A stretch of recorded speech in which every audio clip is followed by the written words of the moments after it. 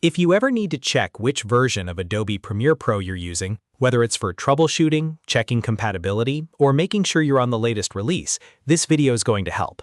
I'll show you the fastest way to find your Premiere Pro version, plus an alternate method using Adobe Creative Cloud.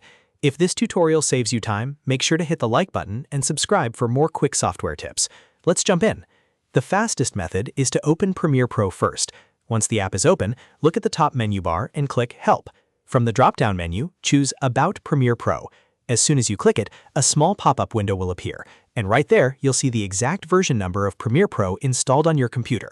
This might look something like 24.5, 25.0, or another build number depending on your installation. That's the quickest way to confirm your version without digging through any settings.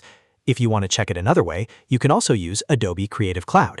Open the Creative Cloud desktop app on your computer and go to the Apps section.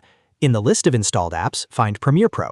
Under the app name, you'll see the version number displayed clearly.